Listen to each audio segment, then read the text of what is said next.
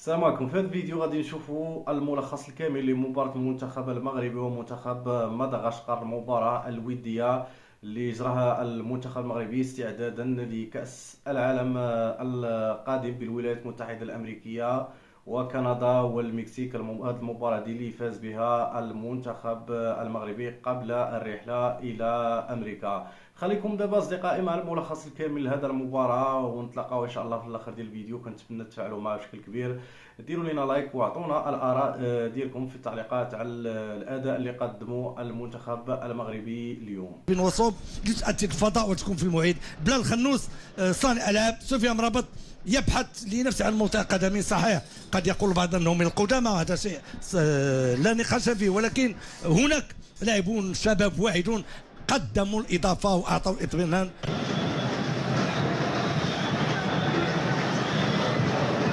ذلك اللاعب نائل العينوي سنتحدث عن ذلك بعد حين. اعطيت ضربه البدايه من طرف الحكم بوبو. خط الوسط اجتهاد كبير هذا اللاعب في القائم الثاني. راسيو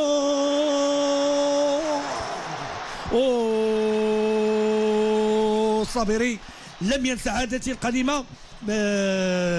دوتوش لمستان الاولى من رجل الفنان بلال الخنوس ما ارتقاش بشكل كبير، صعد نسبيا بالراس كركن كورتو بشكل صحيح.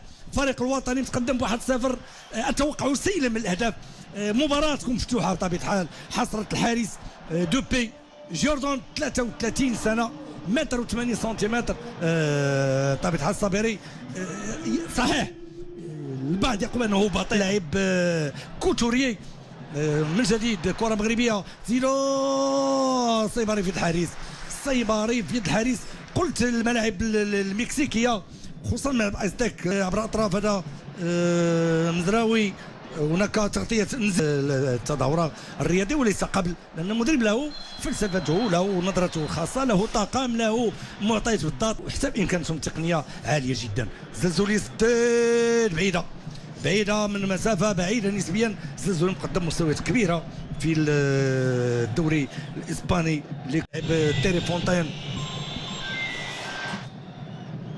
الفريق الوطني يحاول ان يلعب باسلوب سلس. الفريق الوطني يحاول ان يلعب باسلوب سلس. اول انذار بوبو تراوري الماضي يشهر انذارا. زلزولي ام صلاح. زلزولي تقتل انكماش دفاعي. كره مغربيه اميموني. زلزولي ينطلق. مشى عبر الاطراف. زلزولي مرور.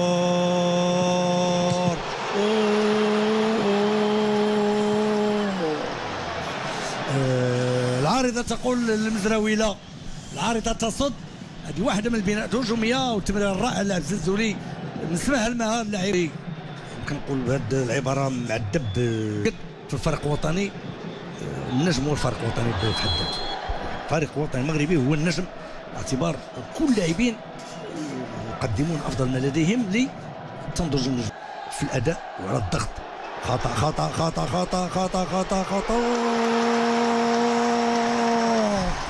لاحظوا الضغط العالي ماذا يفعل. يولد الاخطاء، هو الشيء الذي سقط في منتخب مدغشقر.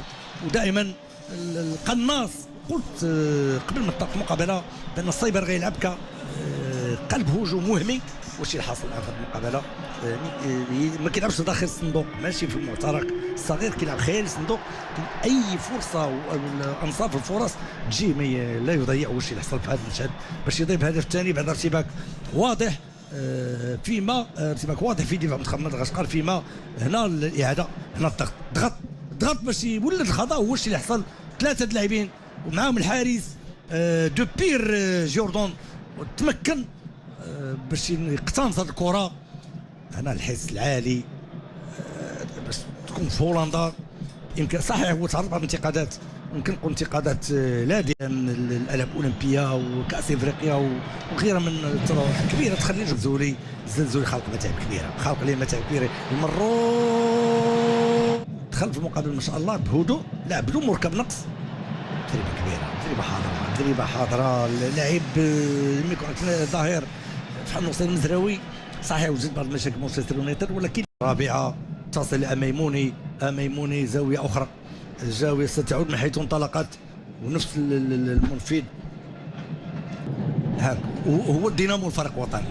كيلعب واحد السلاسه واحد الهدوء عنده عم يتمسح رقعة الملعب 15 20 متر حتى ل 100,000. اكبر ملعب هو ملعب لوس انجلوس.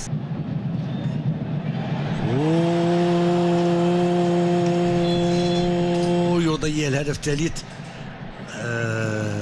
راسية رائعة مركزة في الزاوية 90 اليمنى، ودائما التمريرات كلها تأتي كان حرا طليقا. فريق أمريكا وكروز أزول فيما كرة مغربية.